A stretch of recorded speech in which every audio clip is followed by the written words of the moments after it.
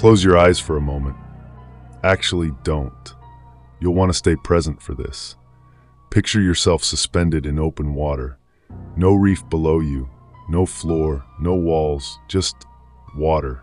In every direction, above, below, left, right, a dark blue that gets darker the longer you stare into it. A darkness that doesn't end. A darkness that has no bottom you'll ever reach. You are 200 feet down. Your tank has 40 minutes of air left. Your dive light reaches maybe 8 feet ahead of you.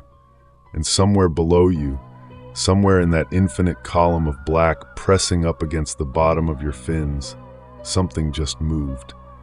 You don't know what it is. You can't tell how big it is because it fills the entire frame of your light, and your light feels suddenly, horribly small. You can't tell how fast it's moving because there's no reference point in all that darkness. No rock, no reef, no floor, just open water and the thing rising through it. What you can tell, the only thing your brain manages to process in that moment, is that whatever is down there came from very, very deep, and it is moving toward you. This is not a story someone made up. This is the ocean. And tonight, we're going in. Welcome back. If you've been here before, you know what this channel is. We don't sensationalize, we don't fabricate, we don't dress up fiction and call it true. We sit with real accounts, documented incidents, filed reports, personal testimonies from people who had nothing to gain and everything to lose by speaking, and we look at them honestly, without flinching, without looking away. And if you're new here, you picked an interesting night to show up. What you're about to hear spans decades, multiple oceans, multiple countries. It lives in military records, scientific logs, declassified Navy reports, and the quiet, careful words of people who went into the water as one kind of person and came back as another. 5 encounters. 5 moments when human beings came face to face with something the ocean was keeping from us. Something that didn't belong in any textbook, any field guide, any catalog of known life on this planet, and were permanently, irreversibly changed by it. Some of them reported what they saw and were quietly told to move on. Some went quiet on their own. All of them agree on one thing. The ocean is not empty. It is occupied, and whatever occupies it has been watching us for a great deal longer than we have been watching it. Story 1. The signal from Station Aloha. Station Aloha. It doesn't sound like the name of a place where something terrifying happens, but that is exactly the kind of place where it does. The ordinary ones. The named, cataloged, scientifically respected ones. The places where rational people go to do rational work and come home changed. Aloha stands for a long-term oligotrophic habitat assessment. It is one of the most comprehensively monitored stretches of ocean on the planet. 60 miles north of Oahu, Hawaii, in the open North Pacific. Scientists have been recording data there since 1988. Water temperature, carbon levels, biological samples retrieved from remarkable depths with remarkable precision, and acoustics. In 2009, a research vessel stationed above Aloha deployed a deep-water hydrophone array, a cluster of highly sensitive underwater microphones lowered to approximately 2,200 meters. 2,200 meters.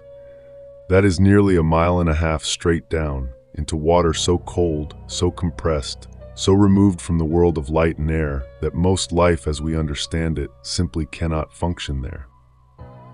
The mission was routine. Listen for whale migration. Log geological activity. Collect data. Come home. For 3 days, nothing unusual. On the 4th night, at 2:17 in the morning, the recording array picked up something new. A sound. Low frequency. Deep. Not seismic. The frequency profile was entirely wrong for tectonic activity. Not whale song either.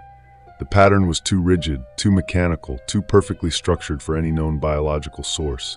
It repeated every 47 seconds. Exactly 47 seconds. Not 46. Not 48.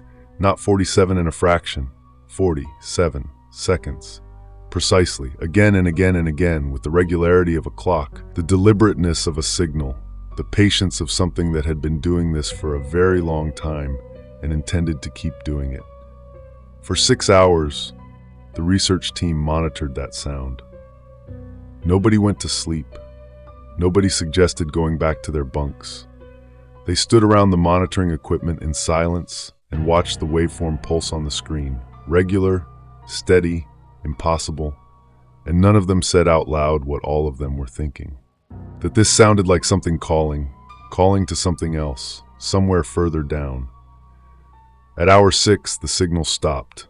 Not faded, not degraded, stopped, mid-pulse, as if the source had become aware of something and gone instantly, completely silent. And then once, from a depth the instruments registered as somewhere below 5,500 meters, close to the ocean floor, something answered. One response. Much lower in frequency, much larger in acoustic scale.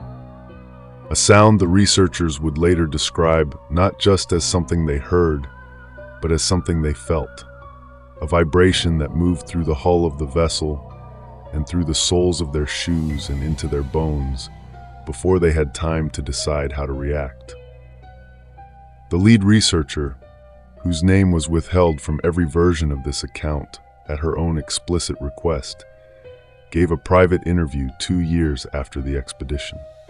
She had left marine science entirely by that point. She was teaching middle school in a landlocked state, and she chose her words slowly and carefully, the way people do when they've spent a long time deciding how much to say. She said, "The first signal didn't scare me. Unexplained sounds happen. Hydrophones pick up artifacts. You learn to keep your scientific distance and not catastrophize the data.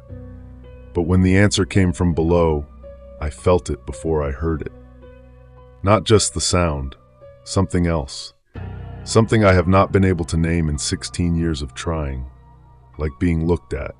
Like something enormous and very old becoming aware that it had been overheard. And then deciding, very calmly, very deliberately, what to do about that." She stopped speaking for a long moment. Then she said, "We packed up the equipment the next morning. Nobody voted. Nobody called a meeting. We just all began packing at the same time, without discussing it, the way you leave a room when something in the room feels wrong. The recording was filed with NOAA. It was reviewed, analyzed, and categorized under the designation Unclassified Biological Origin, Insufficient Data for Identification, which is the scientific community's way of saying, we don't know what made this and we have chosen not to speculate publicly. The frequency pattern has never been recorded again. Station Aloha continues its monitoring to this day. The hydrophone array has never been redeployed at that depth.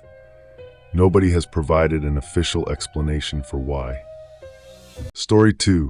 What attacked the USS Stein? The USS Stein was not a small vessel. She displaced over 4,000 tons. She stretched 438 feet from bow to stern. She was armed and crewed by over 200 trained personnel, and she carried some of the most sophisticated sonar technology the United States Navy operated in the 1970s. She was built for deep ocean warfare, designed to find things in the water, designed to be the most dangerous thing out there. Nothing in her design specifications accounted for what happened to her in the fall of 1976. The Stein was operating in the Eastern Pacific during a routine patrol, normal seas, standard operations. The crew reported nothing unusual in the days leading up to the incident. There was no storm, no mechanical failure, no navigational anomaly. Then the sonar stopped working properly. Not a traditional malfunction. The equipment was powered, the signals were transmitting, but the returns were wrong. Degraded, scattered, fragmentary, as if something was absorbing the pulses before they could bounce back cleanly. And the ship began to experience unexplained drag, as if something had attached itself to the hull below the waterline. Something heavy enough to slow a 4,000-ton naval vessel. When the Stein returned to port and dive teams inspected the hull, what they found has been preserved in official United States Navy records. Documents that are declassified, documents that exist, documents you can locate, and they have never been satisfactorily explained. The sonar dome, a large housing mounted to the underside of the hull to protect the sonar transducers, was destroyed.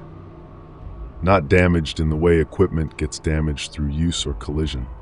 Destroyed, shredded, torn open from the outside with a force and precision that no mechanical explanation could account for. Embedded in the torn rubber and fiberglass, so deeply that removing them required tools, were hundreds of small, curved, claw-like biological fragments. They were teeth. Specifically, the tooth-like structures that line the suckers of cephalopods. Squid and octopus have these, small sharp hooks that help them grip and hold prey. Standard biology. Known biology. The kind of thing you find in any marine anatomy textbook. What was not standard was the scale. Independent marine biologists contracted to analyze the fragments studied, the size of the individual teeth, the spacing between them, and the pattern of damage across the dome's surface. Their conclusion, included in the official report, was that the fragments were consistent with the tooth-lined suckers of a cephalopod's tentacles. Tentacles from a creature estimated to measure 60 to 80 feet in length, at minimum. For context, the giant squid Architeuthis dux is the largest cephalopod confirmed to exist by modern science. Rare, deep water, elusive. For most of human history it was mythology, the kraken of Norse legend, the sea monster of 1,000 sailors' nightmares dismissed as exaggeration and fear. We confirmed it was real and felt very clever about it. The largest giant squid ever reliably recorded measured approximately 43 feet. Including its tentacles fully extended. The tooth fragments embedded in the USS Stein's sonar dome did not match Architeuthis. Not the tooth shape, not the spacing, not the size. Something else was in that water.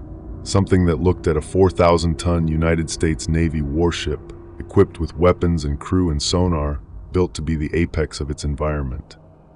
And decided to attack it.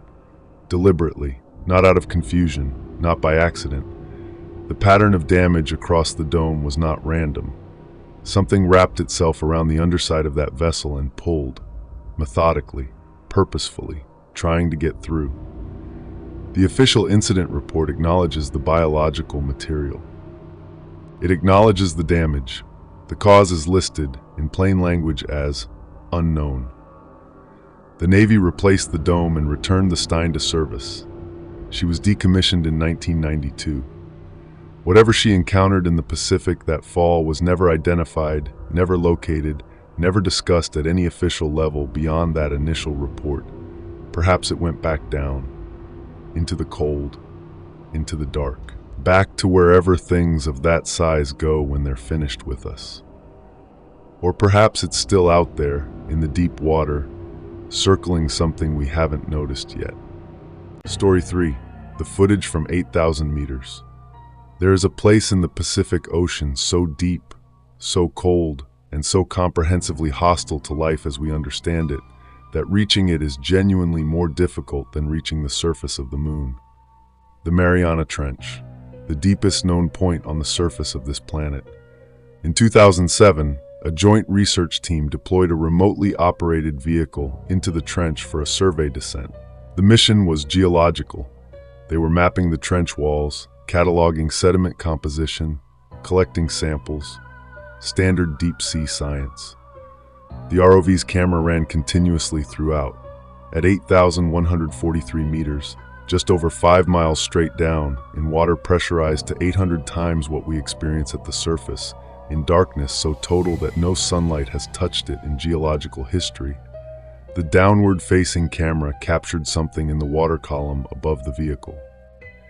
Let me describe what the footage shows, as described independently by 3 marine biologists who reviewed it separately, without consulting each other, and arrived at descriptions so similar they could have been written by the same person. A shape, suspended in the water column, not resting on the trench floor, hanging mid-water, in open ocean, at a depth where pressure alone should make the existence of most life biologically impossible. The shape had edges, not hard, not geological, not the sharp geometry of rock or debris, soft, irregular edges that moved, not drifting with the current, pulsing, very slowly, in a rhythm that was almost like breathing, except slower and steadier and more deliberate than breathing tends to be. Field of view calculations based on the ROV's camera specifications and confirmed position placed the object at a minimum diameter of 40 meters. 40 meters. A Boeing 737 is approximately 34 meters long. Whatever the camera captured at 8,000 meters in the Mariana Trench was wider than that aircraft is long, and it was not resting on anything. It was simply there in the darkness, 5 miles below the surface of the ocean, occupying space in a place where nothing that large has any business being.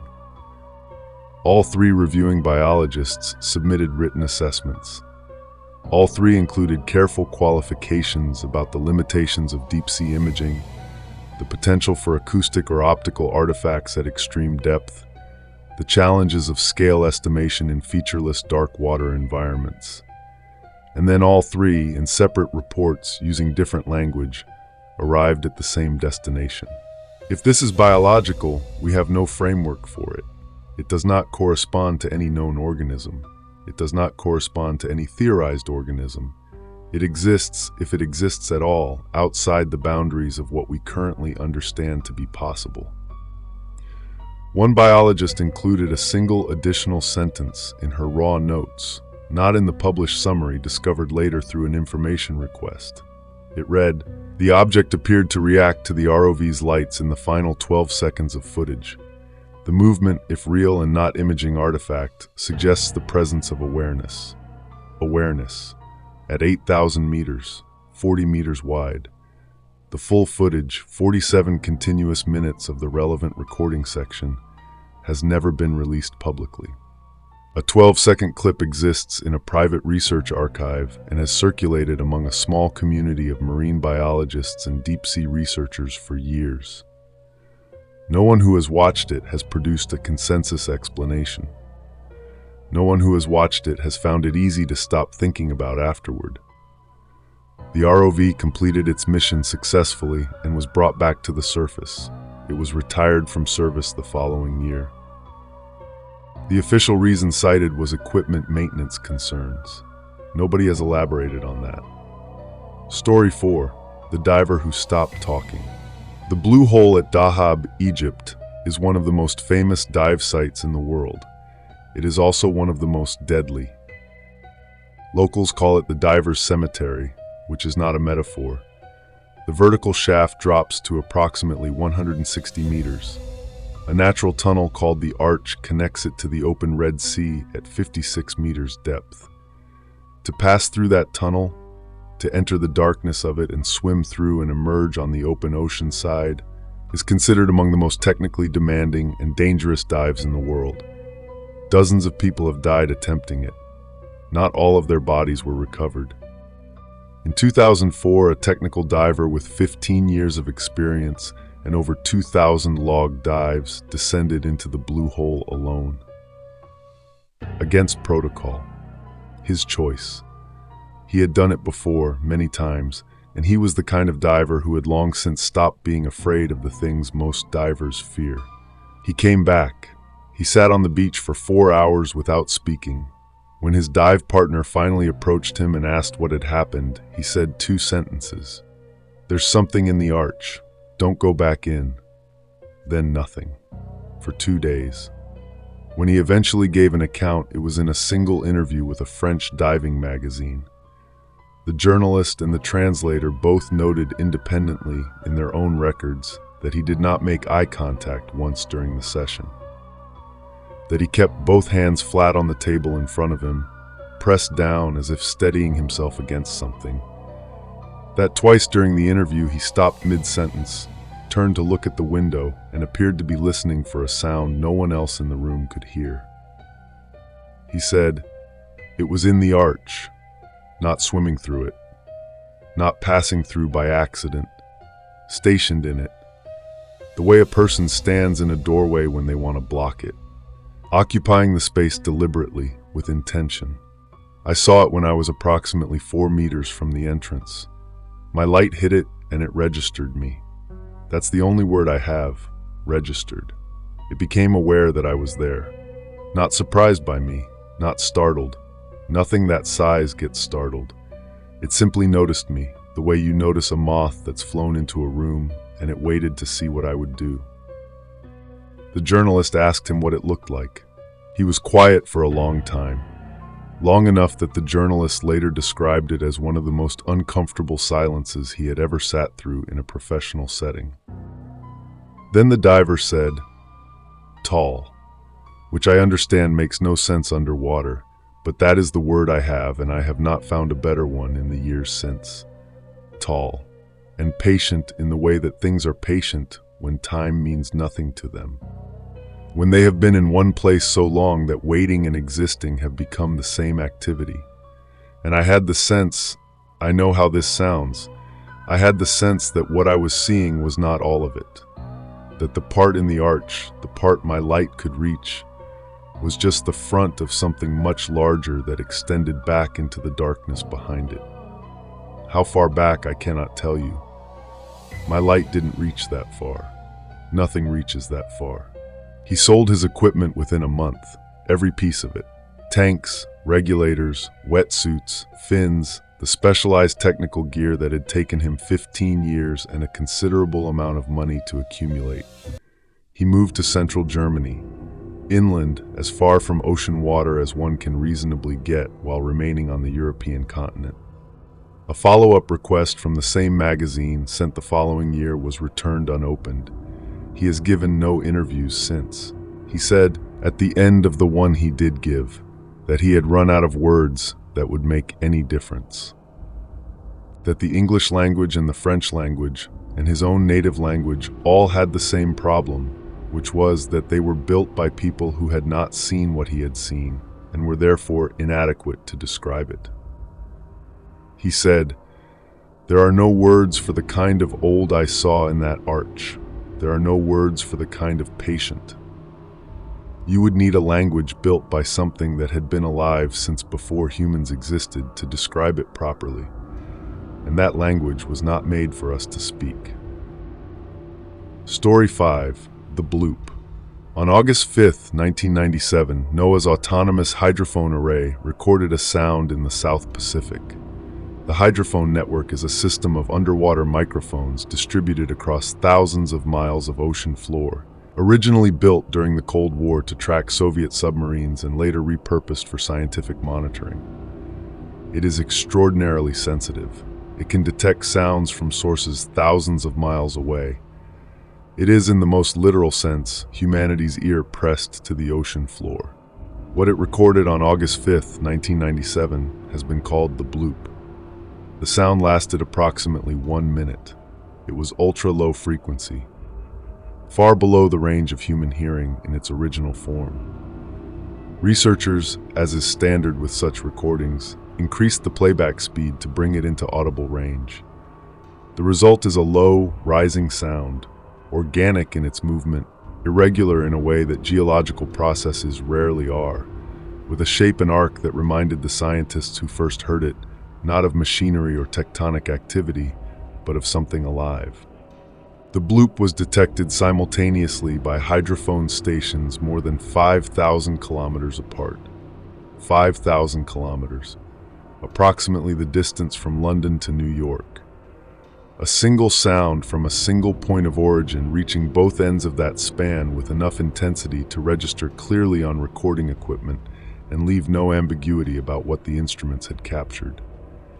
For a sound to do that, to carry that distance, to maintain that intensity over that span of open ocean, the source would need to be extraordinarily powerful, more powerful than any known geological event at equivalent scale, more powerful by a significant margin than any known living creature. And here's what NOAA's own scientists noted in 1997, before the years of analysis and the institutional pressure toward a more comfortable explanation settled in. The frequency profile of the bloop matches biological origin. The acoustic signature, the shape of the sound, the way it rises and falls, the specific pattern of its frequency range is consistent with the sound produced by a living creature. Not a geological fracture, not a collapsing ice shelf, not any known mechanical or tectonic process, something alive. And when the researchers applied standard acoustic modeling to estimate the size of the creature that would be necessary to produce a sound of that intensity at that frequency, when they ran the numbers the way marine biologists run numbers when they're trying to understand how large an animal is based on the sounds it makes, the result was an animal many times larger than a blue whale. The blue whale is the largest animal confirmed to have ever existed on this planet. It produces the loudest biological sound ever recorded. It is, by every scientific measure we have, the apex of biological scale, the largest thing that evolution on this earth has ever managed to build. Whatever made the bloop was larger. The current official explanation, revised and adopted after years of subsequent analysis, is that the bloop was caused by icequake activity, the acoustic event produced when a massive section of glacial ice fractures and collapses into the ocean. It is a plausible explanation. Many scientists accept it, some do not. The frequency profile, they argue, does not match known icequake acoustic signatures. The arc and shape of the sound behaves like a biological call, not a geological fracture. The differences are subtle, but to those who study this specifically, significant. And then there is the matter of the location. The bloop's origin point was calculated to be approximately 50 degrees south latitude, 100 degrees west longitude. Open South Pacific, deep water. No significant geological feature at that specific point to account for an icequake of the necessary magnitude. Howard Phillips Lovecraft was a fiction writer. He was born in 1890 and died in 1937. He wrote horror stories, dark, strange, philosophical horror stories about ancient entities and the smallness of humanity and the terror of a universe that does not notice us. Among his creations was a cosmic entity called Cthulhu, incomprehensibly vast, impossibly ancient, sleeping in a sunken city at the bottom of the Pacific Ocean, waiting for the moment to wake. He invented it. It is fiction. There is no Cthulhu. There is no sunken city. But Lovecraft gave his fictional sunken city specific coordinates. He placed it at 47 degrees, 9 minutes south latitude, 126 degrees, 43 minutes west longitude. Those coordinates are not identical to the bloop's recorded origin point, but they are in the same ocean, in the same general region, in the same deep, cold, lightless stretch of Pacific water. And Lovecraft died 60 years before the bloop was recorded. He could not have known. We have never found the source of the bloop. We have never detected it again. We have never produced an explanation that satisfies every scientist who has studied the original recording. The file remains, in the most technical sense, open. The ocean remains, in every sense, listening. And somewhere out there, in the deep Pacific, in water cold enough to stop a heart and dark enough to hide anything, something made a sound once, in 1997, loud enough to cross an ocean. And then it went quiet. And it has been quiet ever since, which is somehow the most frightening part of all. Not that it called out, but that it stopped, as if it heard something back, as if it decided it had learned what it needed to know. The ocean covers 71% of this planet's surface. We have meaningfully explored less than 20% of it. The deep ocean, anything below 200 meters, represents the largest living space on Earth. It is vast beyond practical imagination, and we have seen almost none of it. Think about what that means. Think about the 5 accounts you just heard. The signal in the Pacific, the Navy destroyer with its hull torn open, the footage from 5 miles down, the diver who won't go back near water, the sound that crossed an ocean. And understand that these are not the strangest things the deep has produced. They are simply the ones that surfaced, the ones that found their way to us. There is no way to know what is down there that has not. Here is the last thing I want to leave you with tonight. The next time you're at the ocean, standing at the edge of it, water around your ankles, sun on your face, everything ordinary and calm and safe, Remember that the floor drops away within miles of where you're standing, that the column of water below you is deep enough and dark enough to hide things we have no names for, that the same water touching your feet connects without interruption to every trench, every abyss, every lightless deep in every ocean on this planet. It is one body of water, all of it connected, all of it dark past a certain depth. And in that darkness, something has been living, patient, ancient, enormous, and quiet for longer than our species has existed to wonder about it. It was there before the first human stood at the edge of the water and looked out. And it will be there long after the last one walks away. Subscribe if this is the kind of truth you can handle. New stories every week, some of them worse than this. Stay curious, stay careful. The water is deeper than you think, something we haven't noticed yet.